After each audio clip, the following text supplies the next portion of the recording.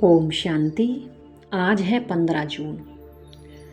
बाबा कहते हैं, मीठे बच्चे, अमर बाबा आया है तुम्हें ज्ञान का तीसरा नेत्र देने। अभी तुम तीनों कालों और तीनों लोकों को जानते हो।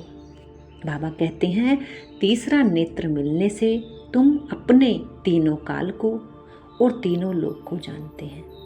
जो अपने तीनों काल को जानते हैं वो सृष्टि के भी तीनों काल तीनों लोक को जानते हैं।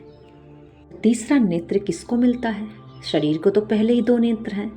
आत्मा को बुद्धि रूपी नेत्र समझ का मिल जाता है कि तू शरीर नहीं आत्मा है। हर एक बात को समझने के लिए तीसरा नेत्र होता है, जिससे हम तीनों काल को जान जाते हैं। आगे बाबा कहते हैं, रूहानी बाप रूहों को वर्षा किस आधार पर देते हैं? पढ़ाई के आधार पर। जो बच्चे अच्छी रीति पढ़ते हैं, देह अभिमान को छोड़ देही अभिमानी रहने का पुरुषार्थ करते हैं, उन्हें ही बाप का वर्षा मिलता है। लौकिक बाप सिर्फ बच्चों को वर्षा देते, लेकिन पारलौकिक बाप का संबंध रूहों से है, इसीलिए रूहों को वर्षा देते हैं। बाबा कहते हैं, बाप का वर्षा किसको मिलता है? रूह को। और किस आधार से मिलता है? पढ़ाई के आधार से।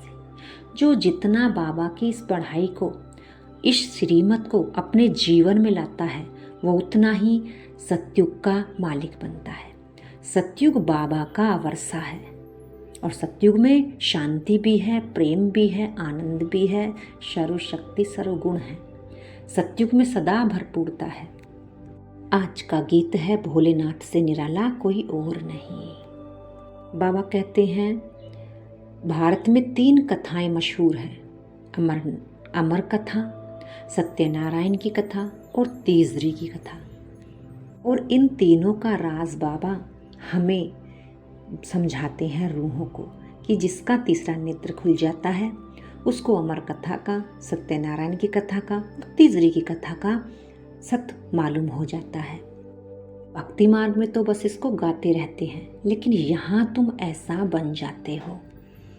बाबा कहते हैं, ज्ञान का तीसरा नेत्र मिलने से ही तीसरी की कथा का अर्थ समझ आता है।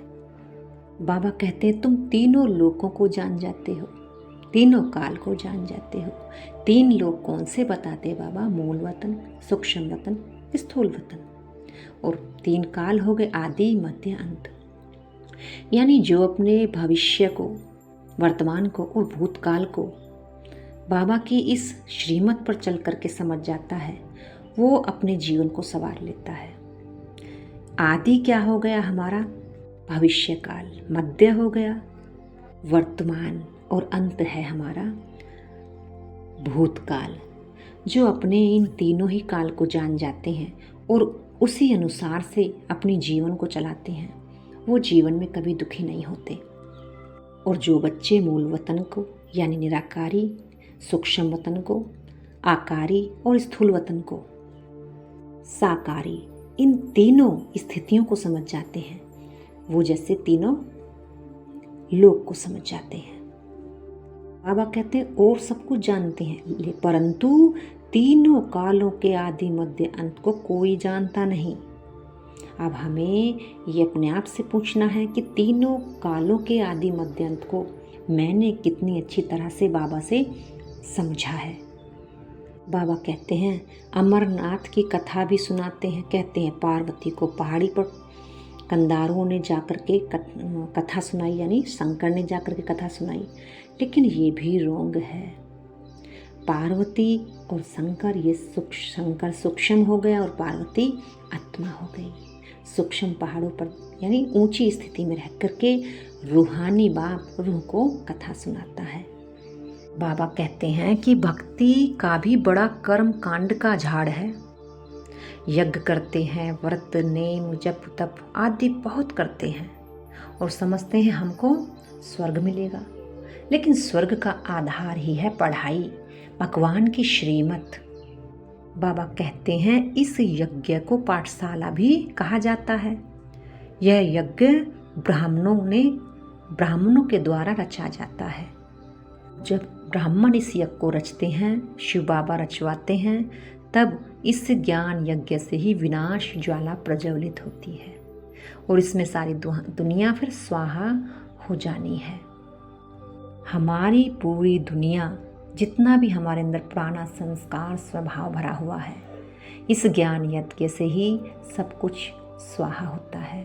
फिर दुनिया, बाबा कहते हैं मनुष्य मात्र को हर चीज को सतो रजो तमो में आना ही होता है।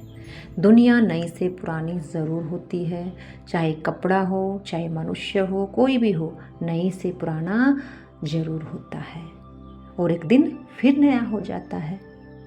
बाबा कहते हैं दिव्य दृष्टि से तुम साक्षात्कार करते हो, लेकिन दिव्य दृष्टि से करते हो, इन आँखों से साक्षात्कार को देखने की बात नहीं। भक्ति मार्ग में भी साक्षात्कार करते हैं।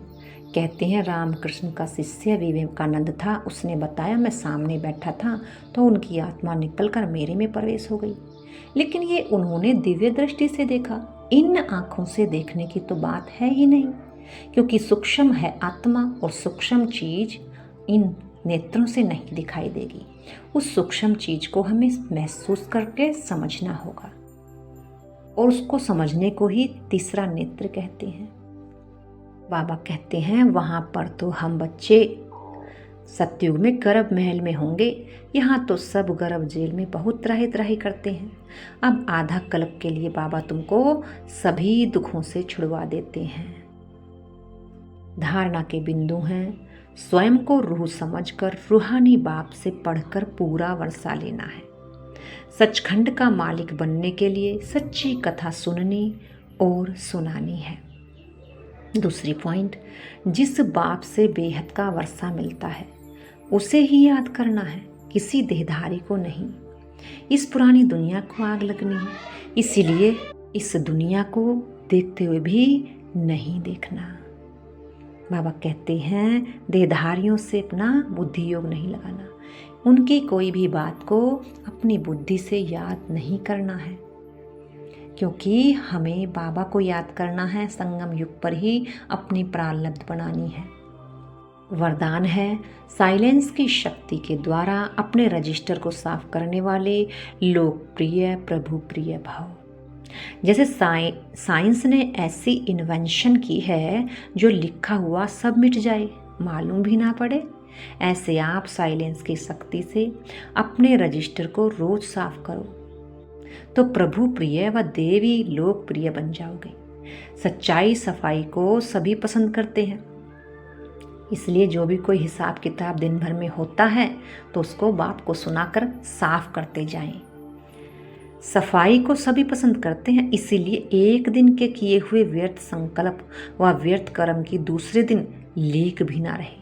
बीती को बीती कर फुल स्टॉप लगा दो तो रजिस्टर साफ रहेगा और साहब राजी हो जाएगा। स्लोगन है व्यर्थ संकल्प करना व दूसरों के व्यर्थ संकल्प चलाने के निमित्त बनना, ये भी अपवित्रता है। अगर हमारे कारण से किसी व्यक्ति के व्यर्थ संकल्प चलते हैं तो उससे हमारा कर्म खराब होता है, क्योंकि हमने उसे ऐसे कुछ बोल या ऐसे कुछ वाइब्रेशन दे दिए जिससे उसका व्यर्थ संकल्प चले। वो हमें ही सोच सोच कर अपने व्यर्थ संकल्प को चला रहा है। इसीलिए अपने बोल को पहले सोचो फिर बोलो, तोल करके बोलना है कि ये मेरे बोल बोलने लायक हैं या नहीं, ये सोच सोचने लायक है या नहीं, ये बात जो मैं देख रही हूँ ये देखने लायक भी है या नहीं। हर चीज़ को हमें पहले जज करना होगा, तब उसको स्वीकार करना होगा। अच्छा, ओम शांति।